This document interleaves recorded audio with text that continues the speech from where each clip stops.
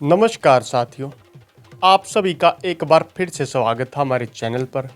आज आपको इस वीडियो के माध्यम से रिठाड़ा, बवाना और नरेला के मध्य जो नई मेट्रो चलाई जाएगी उस बारे में विस्तार से बात करने वाले हैं।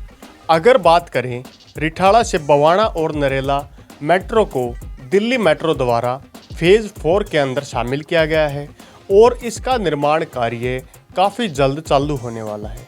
अगर बात करें रिठाड़ा बवाना नरेला कॉरिडोर की, तो इस कॉरिडोर की अपनी कुछ खास अहमियत है। यह कॉरिडोर दिल्ली के ग्रामीण क्षेत्रों को साथ साथ बात करें नरेला, जिसे घोस्ट सिटी के नाम से काफ़ी लोग फेमस करने लगे थे, उस क्षेत्र को भी जोड़ने का काम करेगा। अगर बात करें नरेला की, नरेला आने वाले समय में द्वारका जैसा काफ़ी सुंदर शहर होने वाला है और सब सिटी का दर्जा नरेला क्षेत्र को मिल चुका है। नरेला क्षेत्र की अगर फ्लैट्स की बात करें तो 16 से 17 हज़ार फ्लैट्स नरेला क्षेत्र में खाली हैं, लेकिन जल्द उन्हें भरा जा सकता है क्योंकि मेट्रो की कनेक्टिविटी नरेला से डायरेक्ट दिल्ली के अन्य क्षेत्रों तक मिल जाएगी और इस कनेक्टिविटी के मिलने के बाद नरेला द्वारका जैसा एक समृद्ध शहर बन जाएगा। अगर बात करें इस कॉरिडोर की, तो फेज 4 के अंदर 65 किलोमीटर लंबा यह नया निर्माणाधीन कॉरिडोर बनाया जाएगा। इस कॉरिडोर के लिए डीडीए, जिसके द्वारा फ्लैटों का निर्माण कार्य किया गया है, डीडीए चाहता है कि वहां पर मेट्रो की कनेक्टिविटी दी जाए और डीडीए इसके लिए मेट्रो प्रशासन को 130 करोड़ रुपए का फंड पहले जारी कर चुका है। उसके बाद 100 करोड़ रुपए के फंड की भी दोबारा बात आई थी।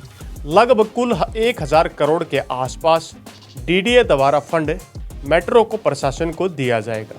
अगर बात करें इस फंड को डीडीए क्यों दे रहा है, तो डीडीए स्पेशल चाहता है कि नरेला क्षेत्र में मेट्रो जाए ताकि वहां पर जो फ्लैट्स उनके द्वारा बनाए गए हैं उस क्षेत्र को एक अलग पहचान मिले और वह सब सिटी के दर्जे में काफ़ी अपनी अलग रुचि दिखा सके। काफ़ी लोग यहाँ पर नरेला क्षेत्र में आजकल ज़मीन भी खरीदने लगे हैं, लेकिन इस नए मेट्रो कॉरिडोर के आने के बाद नरेला क्षेत्र की दिशा और दशा को बदलने का काम होगा। सबसे पहले इस मेट्रो कॉरिडोर को जान लेते हैं कि कौन कौन से नए स्टेशन कहां पर बनाए जाएंगे। इस मेट्रो कॉरिडोर की अगर बात करें तो यहां पर कम से कम 15 से 16 स्टेशन बनाए जाएंगे, जिनमें हम सबसे पहले बात करते हैं Rithala. Rithala red line metro का आखिरी स्टेशन है। रिठाला से आगे के अन्य मेट्रो स्टेशन बनाने का यहाँ पर काम किया जाएगा, जिनमें हम रिठाला साइड से नरेला साइड चलेंगे तो प्रत्येक स्टेशन कहां पर बनेगा उस बारे में आप ध्यान से सुनते रहें और मैप स्क्रीन पर भी शो हो रहे होंगे। आप उनके माध्यम से भी जान पाएंगे कि कौन सा स्टेशन कहां पर बनेगा। रिठाला से जब हम भगवान महावीर मार्ग पर रोहिणी हेलीपैड की तरफ जाते हैं तो वहां पर पहला स्टेशन इस्कॉन रोहिणी टेम्पल के पास बनाया जाएगा, जिसे सेक्टर 25 रोहिणी का नाम दिया जाएगा। इन फ्यूचर इन स्टेशंस के नाम बदले भी जा सकते हैं। इससे आगे भगवान महावीर मार्ग पर जब हम रोहिणी हेलीपैड से आगे की तरफ बढ़ेंगे तो वहीं पर सेक्टर 26 रोहिणी का एरिया स्टार्ट होता है। वहां पर सेक्टर 26 रोहिणी के नाम से मेट्रो स्टेशन बनाया जाएगा। उसी के साथ जब हम भगवान महावीर मार्ग से और आगे की तरफ बढ़ेंगे, पंसाली चौक के नज़दीक के क्षेत्र में यहाँ पर सेक्टर 31 रोहिणी नया मेट्रो स्टेशन बनाया जाएगा। इससे आगे राम चौक के नज़दीक सेक्टर 32 रोहिणी में भगवान महावीर मार्ग के आसपास के क्षेत्र में चौथा मेट्रो स्टेशन बनाया जाएगा। इसी रोड पर सेक्टर 36 नामक मेट्रो स्टेशन रोहिणी का ही बनाया जाएगा। उससे आगे रोहिणी हेलीपैड को जब हम क्रॉस करते हैं तो अर्बन एक्सटेंशन रोड के पास में नया स्टेशन बनाने का भी काम किया जाएगा। इससे आगे अर्बन एक्सटेंशन रोड पर मुड़ने के बाद जब आप रोहिणी हेलीपैड के पास पहुंचेंगे तो आपके सामने दो रोड होंगे, एक लेफ़्ट और एक राइट। आप लोग जब राइट की तरफ जाएंगे तो वहीं पर एक नया station sector 37 urban extension road 2 के ऊपर बनाया जाएगा। इससे आगे जब हम आगे की तरफ मुड़ के दोबारा से लेफ़्ट की तरफ डाइवर्ट होंगे तो वहाँ पर बरवाड़ा के नज़दीक बवाना रोड के ऊपर नया स्टेशन बनाया जाएगा। इससे आगे पूटकुर्द गांव में जब हम एंटर होते हैं तो पूट खुर्द गांव को भी एक नया मेट्रो स्टेशन इस नए कॉरिडोर के माध्यम से मिलने का काम होगा। उससे आगे हम बवाना इंडस्ट्रियल एरिया में एंटर हो जाते हैं। तो बवाना इंडस्ट्रियल एरिया में 2 स्टेशन बनाए जाएंगे। पहले Bawana industrial area station number 1, और उससे जब थोड़ा आगे 3 से 4-5 किलोमीटर आगे हम बढ़ते हैं तो उनमें Bawana industrial area station number 2 बनाए जाएंगे। उसके बाद बवाना शहर का जो एरिया स्टार्ट होगा वहाँ पर एक बवाना शहर को अलग से स्टेशन मिलेगा। मेट्रो स्टेशन की आगे बात करें तो बवाना क्षेत्र को कुल 4 के आसपास स्टेशन मिलेंगे। इन नए मेट्रो स्टेशन के बढ़ने से बवाना क्षेत्र की भी गति में काफ़ी तेज़ी आएगी। इससे आगे बवाना में जे कॉलोनी के नज़दीक में एक नया स्टेशन बनाया जाएगा। उससे आगे बवाना से आगे जब हम इसी रूट पर आगे बढ़ेंगे तो सनौत के गांव के क्षेत्र के आसपास में नया स्टेशन बनेगा। उससे आगे न्यू सनौत कॉलोनी एक नया स्टेशन, और फिर जब हम नरेला क्षेत्र के आसपास में पहुंचना स्टार्ट हो जाएंगे तो डिपो नज़दीक नरेला बवाना फ्लाईओवर के आसपास में जहां पर डिपो स्थापित है वहां पर भी एक नया रेड लाइन का मेट्रो स्टेशन बनाया जाएगा।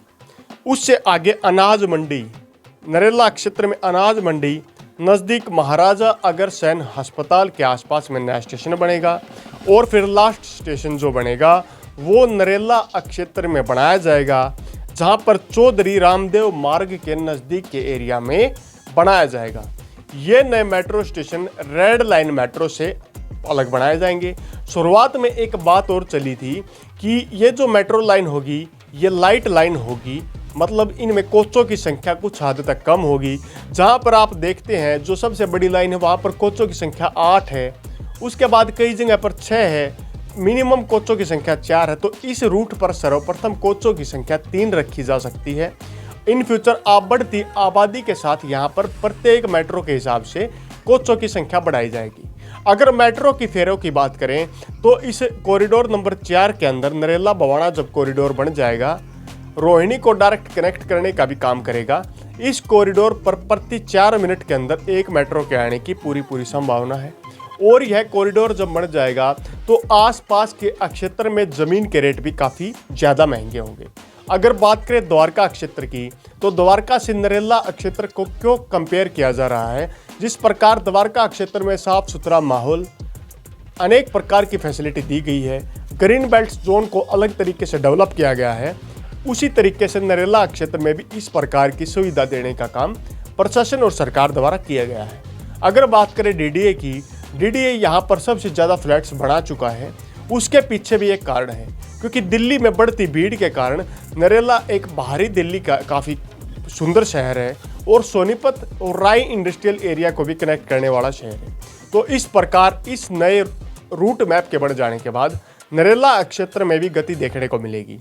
जिस पर जब से ही यह नया रूट प्रस्तावित हुआ है, नरेला जिसे गोस्ट सिटी के नाम से लोग जानते थे, उसमें काफ़ी ज़्यादा प्रोग्रेस देखी गई है।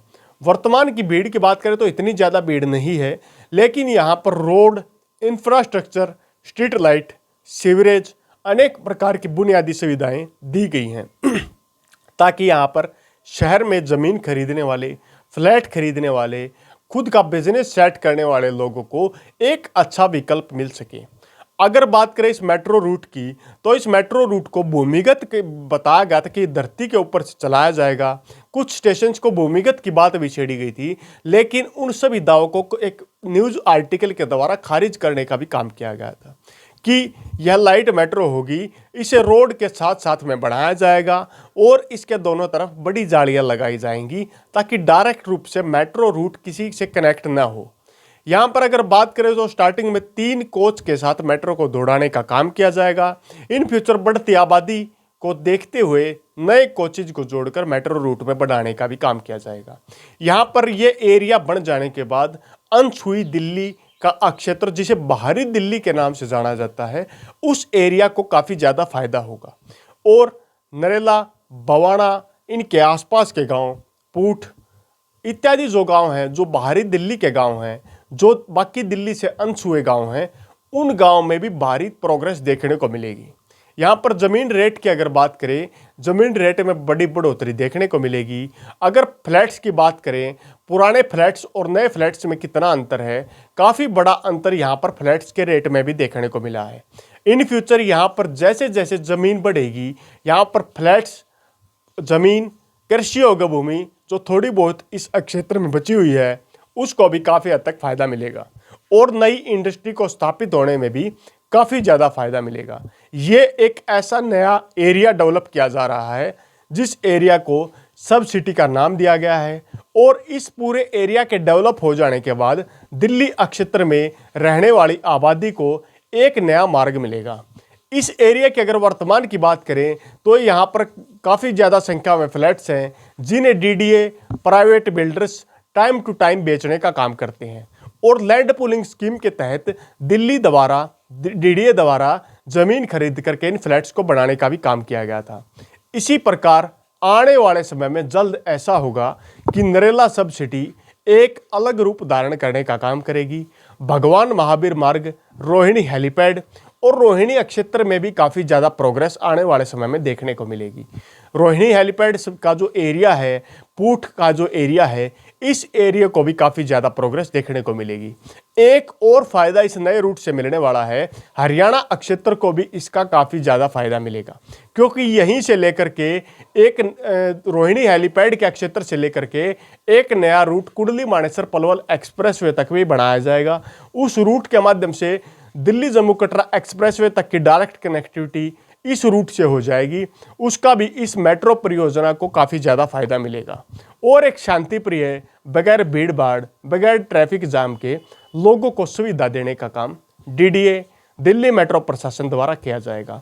हम यही चाहते हैं कि जल्द यह मेट्रो प्रोजेक्ट पूरा हो ताकि इस क्षेत्र के लोगों की भी जीवन दशा में और ज़्यादा सुधार देखने को मिले और यहाँ पर और भी ज़्यादा प्रोग्रेस आए।